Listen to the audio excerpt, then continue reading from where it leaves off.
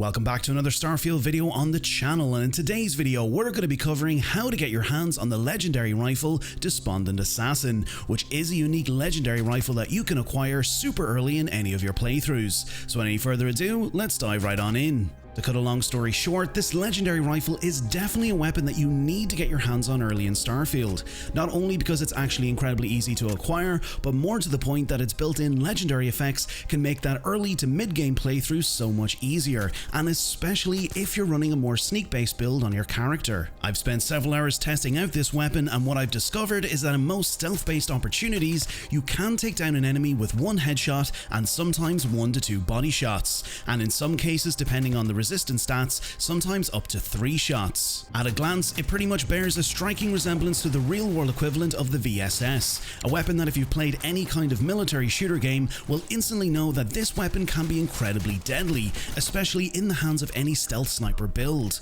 It's a weapon that you can occasionally find on the bodies of enemies or in vendors, however you'll mostly find it under the name of Old Earth Hunting Rifle, which is the standard variant. But what makes this particular variant of the rifle so good? Well, first off, its legendary effects. The Despondent Assassin comes with a unique built-in stealth effect, mainly because of that awesome built-in suppressed barrel, but on top of that, it comes with the demoralizing effect, which gives you a small chance to demoralize a target, the Hitman effect, which gives you plus 15% bonus damage while aiming, and the anti-personnel effect, which gives you plus 10% bonus damage against humans. So if you do the math on that one, you'll be dealing roughly an extra 25% bonus damage against any human enemy you encounter, and considering the fact that roughly 90% of the storyline and side quests are made up of humans that you'll square off against, this makes this rifle a perfect weapon to add to your arsenal, regardless if you're running a stealth build or not. So let's check out how you get your hands on this rifle. In order to get this weapon, you'll first need to head to Akila City, which thankfully early enough in the main storyline of the game,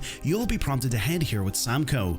Heading into the city, you'll want to head directly to the Akila City barracks, which can be found left of the city as you enter. Upon arriving here, you'll need to listen into the argument between Davis Wilson and Keone Alpin, which will begin the side quest Defensive Measures. This particular quest will roughly have 3 to 4 stages. Once they've finished their conversation, you'll firstly want to talk to Davis Wilson to find out more about the argument, and once you've spoken with him, you'll need to head down and speak with Keone and find out her side of the story. Upon speaking with her, you'll be tasked with placing several of her sensors around the city, and once you've completed that and spoken with her, Keone will then need you to distract the security guard on top of the tower west of the city, guarding a terminal that Keone needs to hack in order to gather her data. You'll then need to wait 24 in-game hours so that Keone can gather the necessary data from the sensors. Don't worry, a quick way to accelerate this process is simply to sleep in a bed and set your wait time to 24 hours. Heading back to Keone, she'll then inform you that Davis Wilson is pretty upset with the sensors placed around the city, and that some of the sensors were producing inaccurate data,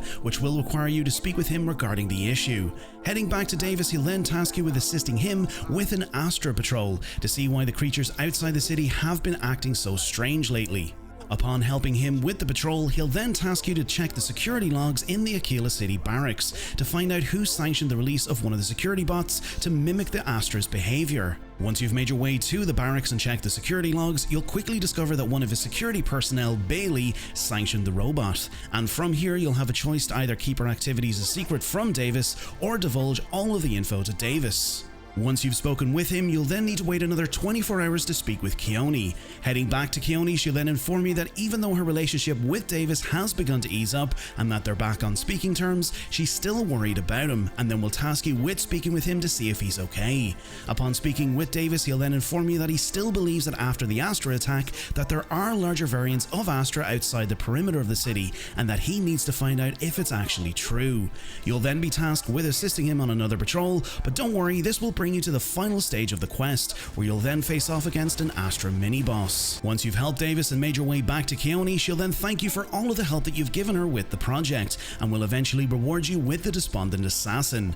Finally, heading back to a weapons workbench, there are several mods and upgrades you can install onto the weapon itself, from upgraded armor-piercing rounds to high-velocity and hair-trigger receivers, and also laser sights. However, the weapon itself will come with the small magazine and the high-powered receiver, which are incredible mods to have on the weapon itself. However, if you want to upgrade the weapon or change any of the attachments, I definitely recommend trying to upgrade your weapon modding skills as soon as you can. And there you have it, how to get your hands on the Despondent Assassin. We'll have more Starfield videos on the way covering some key locations that you can discover, along with some more tips and tricks to help improve your Starfield playthroughs. But if you found today's video enjoyable, consider clicking that subscribe button for more Starfield content like this, and so you never miss out on any videos that I publish. I want to say a massive thank you to all of our channel members and subscribers here on the channel, as it means the world to me that you enjoy my content and the work that I produce. For our Bethesda and Starfield fans, if you find yourself shopping on the Bethesda store and would like to support the channel, you can use my creator code BTStarfield91 to receive 20% off of your purchases at checkout.